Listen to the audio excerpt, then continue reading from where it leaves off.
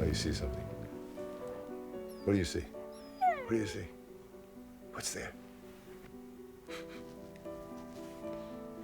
I just officially retired as a physician treating cancer patients because probably don't have very much longer to live.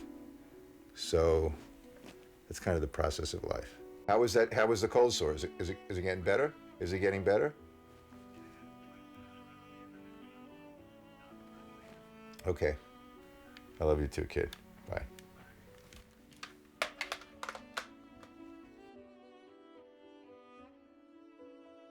Anyone who understands that he has had this for 14 years doesn't believe it. Doesn't believe that, number one, that he's had the quality of life that he's had for as long as he's had, and that he's survived this long, that it's unheard of, that anybody with lung cancer would still be here 14 years later. Here's this guy, a parent individual, who never took a pill in his life, had to be in perfect shape, and nothing was acceptable for me if it weren't. So here I was starting to have this excruciating pain. It was 6 months before I decided to take a narcotic, 6 months of bone pain. And my wife, Rita, the Buddha, she said, you're fighting with life, You're right, I'm fighting with life. And then, okay. So I take pain pills when I need to. And it's not like it solves all the problems, but the fighting is gone. I can be so hopeful that something looks like it might be working and he feels a little better and he looks a little better and something is stronger. And then he has an episode of pain that knocks him for a loop, and I'm so depressed and feel like the end is going to come tomorrow. He can't possibly survive another day. How is that possible? How could somebody have a heartbeat of 120 and make it through the night? That's the roller coaster. I can't get off. I guess I've been a long-term seeker. I never would have thought of that particularly, but when I was in my 20s, I think, I went to a weekend introduction to Zen with Rita, and I didn't like it. I really didn't like it, and I got hooked by going to retreat after retreat. We were going to, Daibosatsu Zendo for a weekend and doing walking meditations at 5 o'clock in the morning and being beaten with sticks and, just all kinds of things. Again, looking for I don't know what. So here it was, enlightenment, another feather in my cap, I'll just bust my ass, go to these Zen temples. I mean, there's nobody's going to work harder than I am. And, I'll get enlightened. I'll get that too. And then I'll go on to my next thing, Like my mother said when I was young, first you become a doctor, then you can do anything you want. Eventually, after going to these sessions a couple of times, had this mind-blowing experience. There was this complete and utter ecstasy and peace that I had never experienced before in my life. And it made every moment of my life seem like an anxiety attack. I try to get it back. I meditate twice as hard. I meditated 4 hours a day at home. I mean, like I said, there's nothing like Zen for a compulsive person like me, like Rick. I was trying to be supportive, going to a lot of these things, but I frankly, even now, I don't get it. I mean, I don't get I don't really understand the oneness in the way he does. Then I got diagnosed with cancer, and the desperation became even more, because now not only do I have to get that back, but I have to get my somehow I got into my head that my cells had to get enlightened in order for me to cure myself. They took part of his lung, and they said that there was no chemo and no radiation that could help him, that would extend his life. And when we first heard that, we thought, great, wow, just that's it, we're done. But what we realized as time passed was because it was hopeless. There was no point in doing any of those things because it wouldn't do anything to extend his life. Whatever was going to happen was going to happen.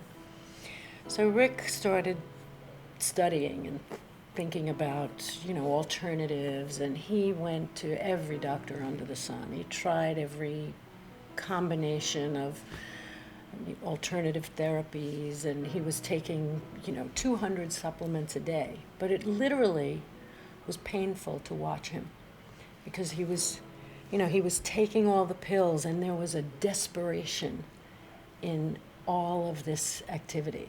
I had started pulling away from everything in life in order to seek this enlightenment. My family was always most important, and I started withdrawing from them and traveling without anybody, and no one could reach me. Like my wife couldn't sort of touch me emotionally. She felt that I was distant, and I was. It's all. So it was her idea, actually, that we take a trip together, and we went to Costa Rica. They were meditating, they were doing yoga, they were doing Brahma breathing, they were doing body talk, they were standing on their heads, they were doing all of this stuff. And I felt like I should just shrink into a corner because I wasn't getting any, again, speaking as if it was a different language. I didn't know what the hell they were talking about half the time. There was a talk. Nadine decided to give a talk, a satsang, and I was sitting there, and he said, consciousness is all there is, and you are that. Now, how many times have we all heard that, right? And I'd heard that before, and it didn't touch anything. And somehow, in this moment, it just, of course, if consciousness is all there is, and you are that, where's this separate Rick character going to save his life? Who's impacting consciousness? Who's separate from consciousness to make consciousness change? And it just was so clear. There was a complete surrender. And it wasn't something I had to get back, because there was a recognition that there never was anybody. And everything started to just fit into place in a way. I would say makes sense, but it doesn't make sense in a kind of brain way. But it just seemed to be okay.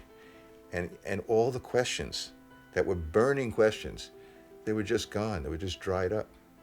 When he was finished speaking, he said, does anybody have a question or a comment? So I raised my hand. I said, I'm so relieved. I said, because all these people are doing stuff and I just don't get it. And I said, I just sort of go through my day. And he said, you're more enlightened than all of us, And I just cracked up at the thought of it. The struggle, the denial of death, the fighting with life, you've already surrendered. You're living the life that you're supposed to be living. This appearance is perfectly, exactly the way it's supposed to be, with all the pain, with all the suffering. It's the way it is. I think the seeking is painful. For some people, it's so painful, and for him, it was. And he was willing to sacrifice so much to get this. When he had it, he just like wouldn't let go and get it. It all stems from a very precious belief. The belief is a priori because it actually infuses our language. We start every sentence with it in a way. We can't even open our mouths without already believing that we're separate individuals. So with this belief of being a separate individual, of course there's a feeling that there's something missing. Something has got to be missing.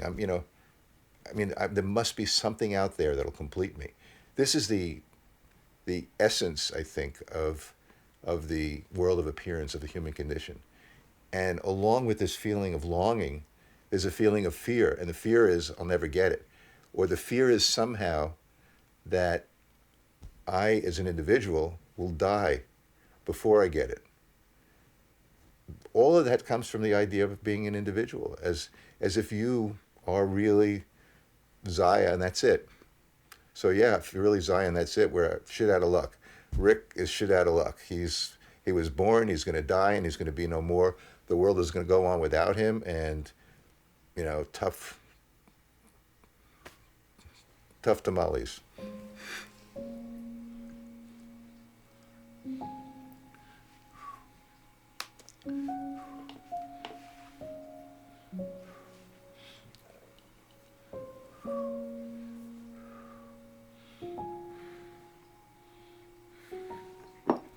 There seems to be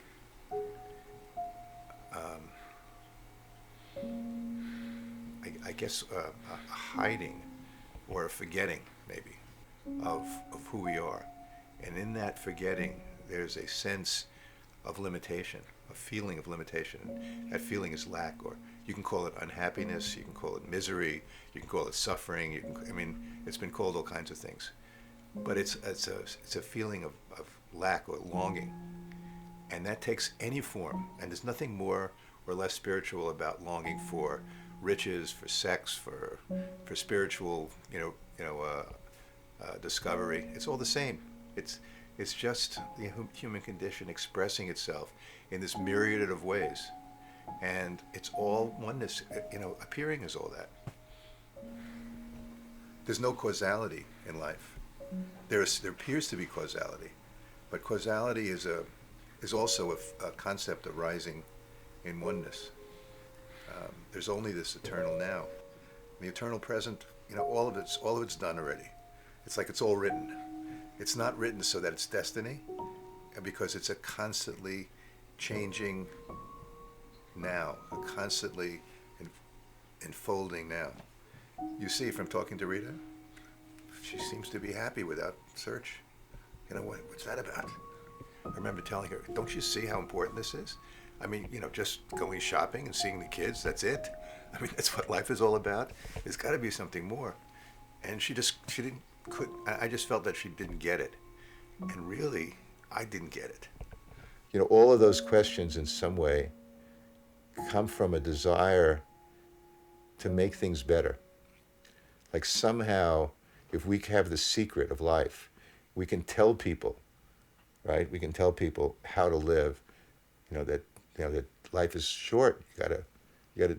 But that assumes that there's a person to tell someone, and that there's someone to be told, and that there's anything that's known about life other than that it's oneness. Very recently, something happened, and 2 of our 3 children had medical scares. And both of them were kind of serious. And I remember thinking with God, please do not take my children. This can't be what I think it is. And both of them dodged a bullet. And I remember saying to Rick, because I have to make sense of it somehow. I have to make sense of all of this.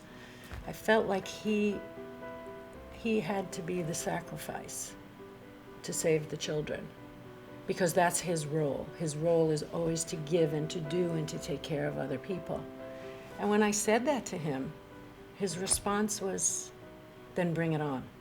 I've spent a lot of my life trying to help people to live, and that this role was going to be to help people to die.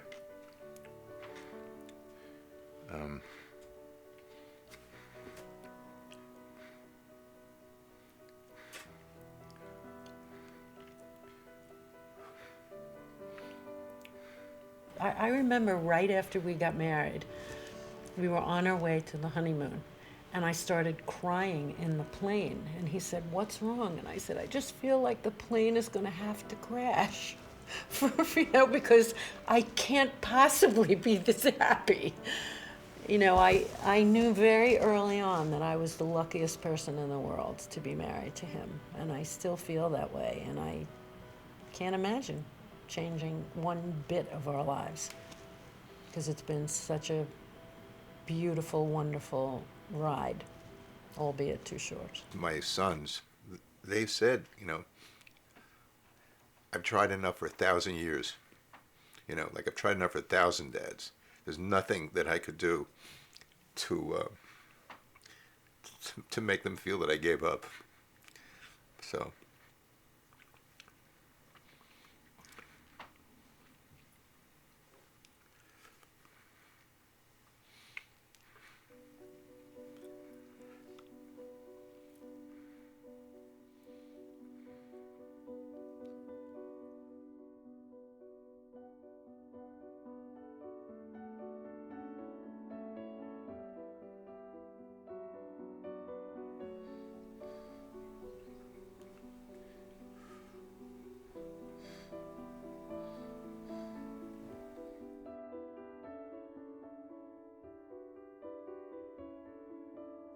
Michael said this is the cleanest he's seen this table in years. Company was coming.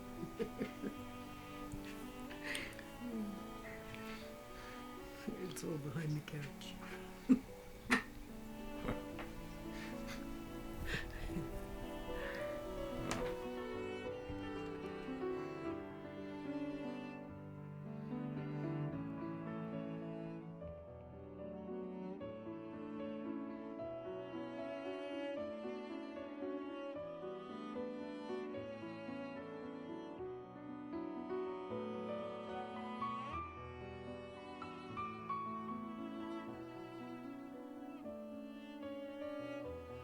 It's all an expression of love. When it's seen clearly in its totality, it's pure love.